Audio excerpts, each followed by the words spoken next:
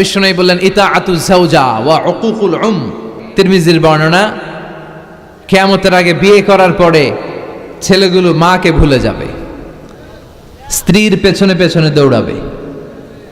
মা, এই নামটা শুনলে অন্তর জুড়িয়ে যায়। স্ত্রী চলে গেলে স্ত্রী পাওয়া যায়, মা চলে গেলে মা পাওয়া যায়? স্ত্রীকে বাদ দিয়ে দেন এটা বলছি না, তালাক দিয়ে দেন বলছি না, বুঝাবেন, মিউচুয়াল আন্ডারস্ট্যান্ডিং করবেন। এখন আমাদের সমাজে ডমিনেশন চলে, শাশুড়ি কয় আমি চালামো, বউ কয় আমি চালামো, আছে না নাই? এই কিলাকিলি শুরু হয়ে যায়। কিন্তু শাশুড়ির উচিত বৌমাটারে নিজের মেয়ের মতো মনে করা, আর বৌমার উচিত শাশুড়িকে নিজের মায়ের মতো সেবা করা। তাহলেই শান্তি আসবে, তাহলেই ভারসাম্য আসবে। আল্লাহ তুমি সহি সমঝ দান করো। মাকে ভোলা যাবে না, মাকে ভোলা, মায়ের গুণ বাবার চেয়ে কয় গুণ বেশি? রাব্বুল আলামিন বলেন হামালাতু উম্মুহু, বাবা তোমারে পেটে ধরে নাই, পেটে ধরেছে কে? ওয়াহানানা আলা ওয়াহান, 8 মাস 9 মাস বাবা কষ্ট সহ্য করে নাই, সহ্য করেছে কে? ওয়া ফিসালুহু ফি আমাইন, 2 বছর বাবা দুধ খাওয়ায় নাই, দুধ খাওয়ালো কে?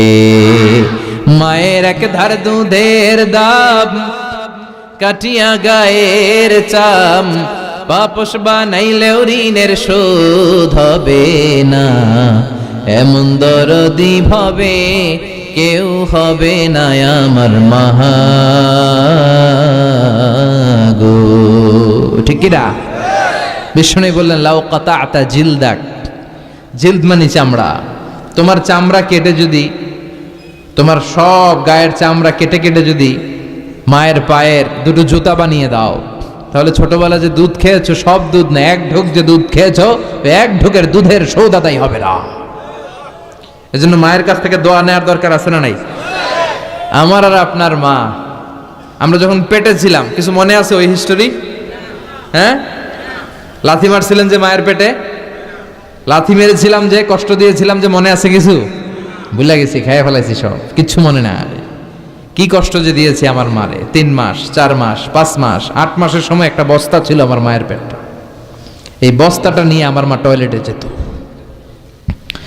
এই বস্তাটা নিয়ে আমার মা সারাদিন রান্নাঘরে রান্না করত, আর চোখের পানি ছেড়ে বালিশ ভেজাতো, কবে আমার মানিকরে আমি হাতে ফিরে পাবো, কবে তুমি আল্লাহ আমার এই সোনার ধনকে আমার হাতে তুলে দিবা।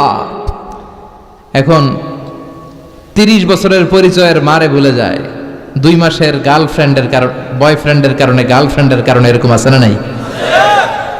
এজন্য আমি বলি বান্ধবী গেলে বান্ধবী পাওয়া যায়, স্ত্রী গেলে স্ত্রী পাওয়া যায়, কিন্তু মা চলে গেলে মা খুঁজে পাওয়া যায় না। আমাকে আর আপনাকে জন্ম দিতে যে আমার আর আপনার মা কি পরিমাণ কষ্ট করেছে, এটা যে কষ্টটা করে সে টের পায়, এটা বলে বোঝানো সম্ভব না। চিকিৎসা বিজ্ঞানীদের ভাষায় একজন সুস্থ মানুষ 45 ইউনিট পেইন, আপার একটা একক 45 ইউনিট পেইন সহ্য করতে পারে। ব্যথার তীব্রতা যদি এর চেয়ে বেশি হয়, তাহলে হয় লোকটা বেহুশ হবে, নয় মরে যাবে।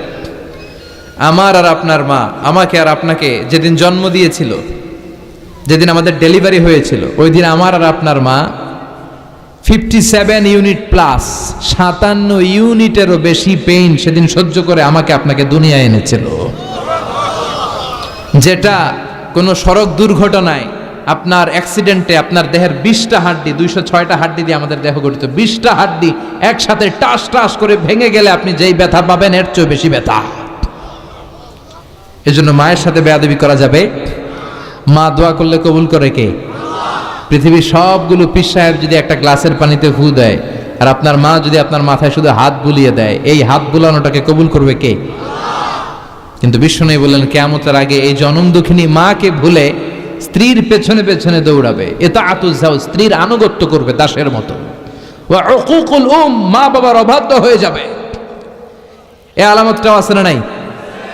আল্লাহ তুমি হেফাজত করো, আমরা যেন আম্মা আব্বার কাছ থেকে দোয়া নিতে পারি। যাদের আম্মা আব্বা চলে গেল, আমরা যেন কবরের সামনে দাঁড়িয়ে তাদের জন্য ইস্তেগফার পড়তে পারি। যাদের মা চলে গেছে তারা টের পায় কি ধন হারাইলাম। কথা কন, মায়ের কথা মনে পড়ে না? যখন রাত্রি নিঝুম, এই চোখে ঘুম, একলা শূন্য ঘরে, তোমায় মনে পড়ে মাগো তোমায় মনে পড়ে যখন রাত্রি নিঝুম এই চোখে ঘুম একলা শূন্য ঘরে তোমায় মনে পড়ে মাগো তোমায় মনে পড়ে জানি তোমার দোয়া পেলে উঠব সকল বাধা ঠেলে তোমার দোয়া আমার উপর ঝরছে শুধু পড়ে তোমায় মনে পড়ে মাগো তোমায় মনে পড়ে যখন রাত্রি নিঝুম এই চোখে ঘুম একলা শূন্য ঘরে তোমায় মনে পড়ে মাগো তোমায় মনে পড়ে ঠিক কি না এজন্য আল্লাহ দোয়া শিখিয়ে দিলেন মা চলে গিয়েছে বাবা চলে গিয়েছে মনে পড়ে তো দোয়া করো রব্বির হামহুমা কামা রাব্বায়ানি আল্লাহ ছোটবেলা বাবা মা আমাদেরকে যেভাবে লালন পালন করেছেন তাদেরকেও তুমি ভালো রেখো তাদের উপর তুমি রহম করো চিল্লায় পড়েন আমিন